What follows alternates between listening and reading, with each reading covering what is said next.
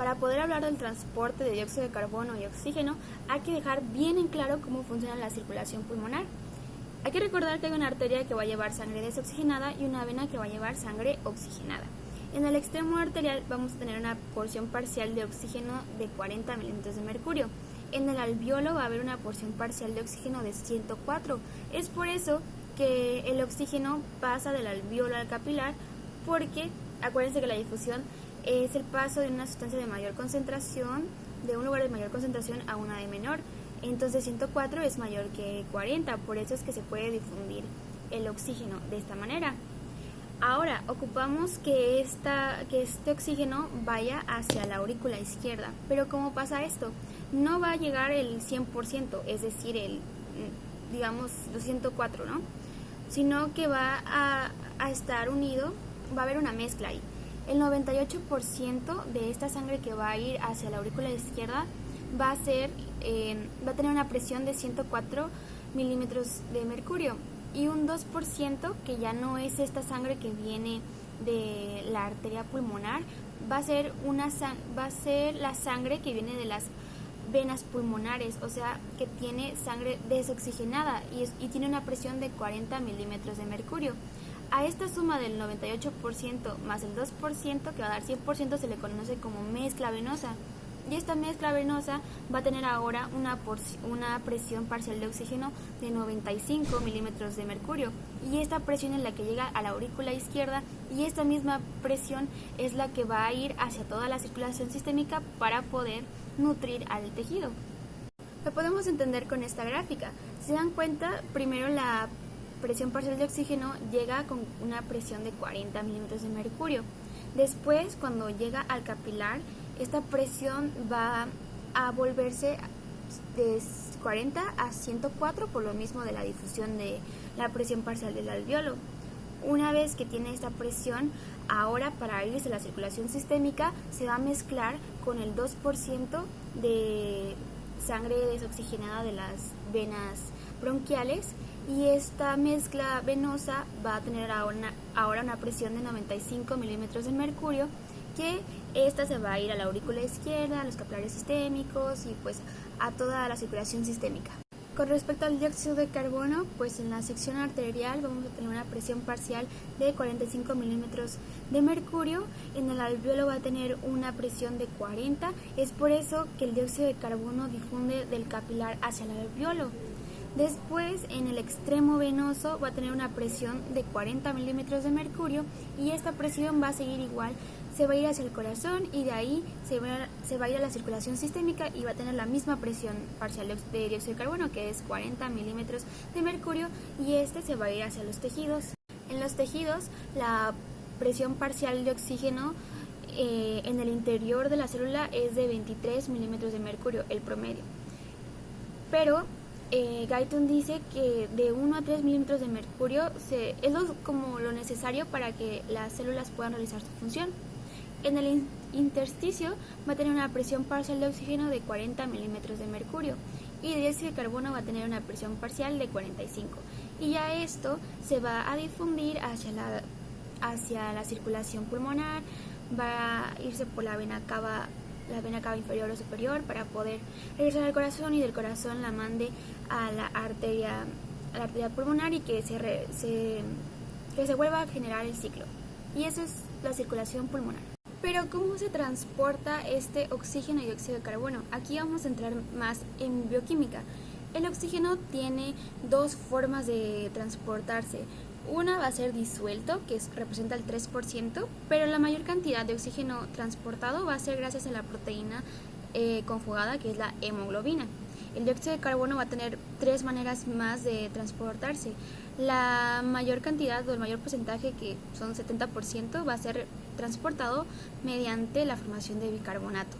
También se puede transportar por una proteína, que es la carboamina hemoglobina, o disuelto igual que representa el 7%. Y les voy a explicar más detallado para que se pueda entender. Antes hay que decir que la hemoglobina es una proteína conjugada, es decir, que va a tener a un grupo hemo, que este grupo hemo va a tener un grupo ferroso. Tiene que ser ferroso porque el hierro ferroso puede atrapar oxígeno. En cambio, si es férrico, es decir, -3, ya es la metahemoglobina, que esta no tiene tanta afinidad por el oxígeno. Entonces tiene que estar en un estado ferroso, es decir, +2. Entonces, la hemoglobina, que tiene un grupo hemo y también tiene proteínas, las globinas, va a tener una configuración de 2 enlaces alfa y 2 beta, pero eso es más de bioquímica. Lo importante aquí es saber que esta proteína va a tener dos grupos ferrosos y cada grupo ferroso va a poder agarrar un oxígeno. Entonces, si tiene 4, una hemoglobina puede transportar 4 moléculas de oxígeno y esto facilita todo. Si nos vamos más a números, una hemoglobina puede transportar 4 oxígenos, ¿no? Pero esto en gramos, un gramo de hemoglobina es igual a 1.34 mililitros de oxígeno. Pero lo que una persona normal puede tener de hemoglobina son 15 gramos. Si hacemos el cálculo, multiplicamos 15 por 1.34, nos va a dar de resultado 20.1 mililitros. Esto quiere decir que se va a transportar 20.1 mililitros de oxígeno por cada 100 mililitros de sangre. ¿Cómo funciona el transporte de dióxido de carbono y de oxígeno? Como sabemos, en los tejidos se va a estar liberando dióxido de carbono. Y este dióxido de carbono se va a transportar por 3 maneras, ya sea por una proteína como la carbinoaminohemoglobina o que este ocupa un 21%. Un menor porcentaje es mediante el dióxido de carbono que ya está disuelto en el plasma, así. O también porque se forma un ácido, un bicarbonato, y este bicarbonato va a ser el mayor porcentaje de transporte del dióxido de carbono. ¿Cómo es esto? Pues a ver, el dióxido de carbono se va a difundir, como es un gas, se puede entrar muy fácilmente hacia el eritrocito. Entonces, este dióxido de carbono en el eritrocito se va a juntar con agua y mediante una enzima que es la anidrasa carbónica que está en los eritrocitos va a formar al bicarbonato, este bicarbonato. Y este bicarbonato va a liberar hidrogeniones que son muy importantes y vamos a ver más adelante. Por el momento, este hidrogenión va a tener una función importante porque la hemoglobina, tenemos 2 tipos de hemoglobina. Una que va a estar desoxigenada, que es la desoxihemoglobina, y otra que está oxigenada, que es la oxihemoglobina, esta. Entonces, este hidrogenión se une a la oxihemoglobina y va a hacer que se separe. Entonces, como se separó, este oxígeno se puede difundir al tejido por la misma hemoglobina, o sea, por simple difusión, que es el 3%, o también se puede difundir este oxígeno por la hemoglobina, ¿no? Que puede irse y gracias a la hemoglobina va a entrar al tejido, que ese es el mayor porcentaje. Lo importante aquí es que esta hemoglobina que ya no está oxigenada se va a unir con los hidrogeniones para formar la desoxihemoglobina.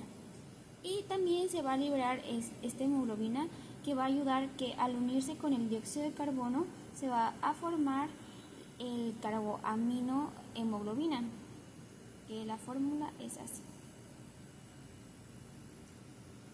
Y esta carboaminohemoglobina va a transportar el dióxido de carbono, pero en un 23%. Y ese es el transporte. También, pues, esta es una vía rápida. También puede haber una vía lenta por el plasma, que es que el dióxido de carbono pase al plasma, y como pasa al plasma, pues se va a unir a agua y con una enzima que es la anidrasa carbónica plasmática va a formar otra vez el bicarbonato, porque acuérdense que es el mayor porcentaje de transporte. Entonces, pues ya, así se formó el bicarbonato, pero de manera lenta. Este bicarbonato que se formó de manera rápida puede salir del eritrocito mediante un intercambio. Afuera va a haber cloruro, pero ocupamos de que entre. Entonces, al momento en el que entra el cloruro, va a salir este bicarbonato y pues ya, también así se transportó el dióxido de carbono. Se transportó de manera indirecta formando bicarbonato. y también se puede transportar de manera directa por simple difusión. Y ese es el transporte. El transporte pasa todo a la inversa. Aquí está la capa de neumocitos, aquí está el capilar y el eritrocito. Como acá en el alveolo hay mucho oxígeno, pues va a haber la conducción, si se acuerdan, es del alveolo al capilar. Entonces el oxígeno tiene mucha afinidad y se va hacia los eritrocitos por la misma difusión.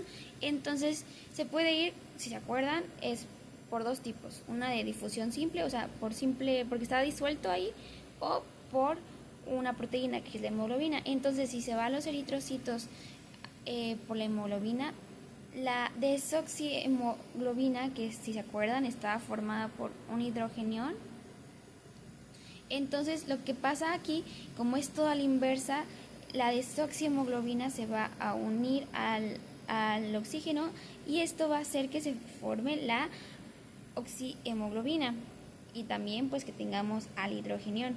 Y este hidrogenión es importante porque vamos a tener todos los procesos anteriores a la inversa. Entonces si tenemos este hidrogenión, el bicarbonato que estaba afuera va a volver a entrar, pero igual acuérdense que es por un intercambio de cloro.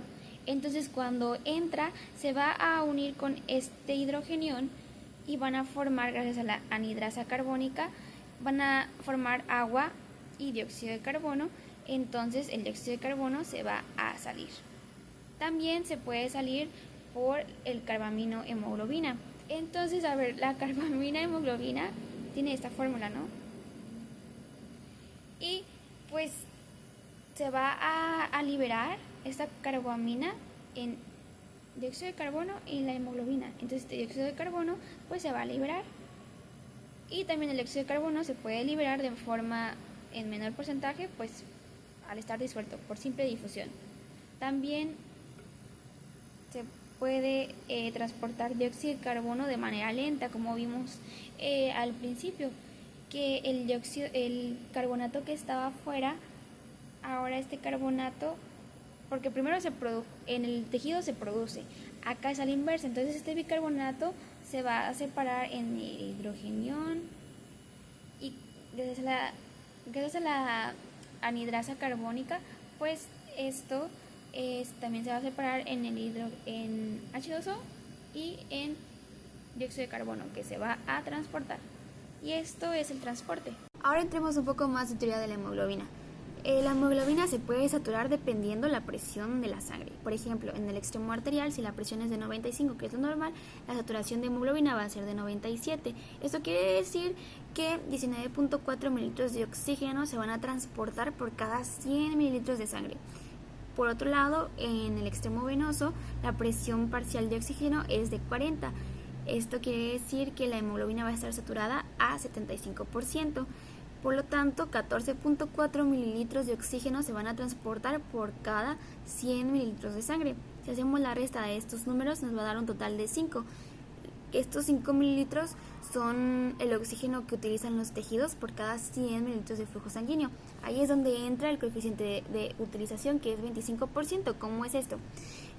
Los tejidos solo ocupan un cuarto de oxígeno, es decir, 25%, ¿no?, de saturación de hemoglobina, que estos son 5 mililitros, son los 5 mililitros que habíamos restado antes. Pero en ejercicio intenso esta saturación va a aumentar porque ocupamos más oxígeno, entonces el coeficiente de utilización de los tejidos va a aumentar a 75% en ejercicio intenso. Por lo tanto, se va a ocupar 15 mililitros de oxígeno por cada 100 mililitros de flujo sanguíneo. Ahora, la hemoglobina también puede funcionar como amortiguador. ¿Cómo es esto?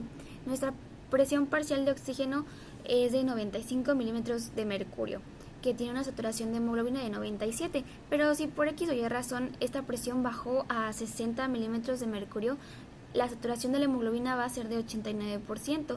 Si se dan cuenta, la presión disminuyó bastante, pero la saturación de hemoglobina no disminuyó tanto, solo un 8%. ¿Por qué?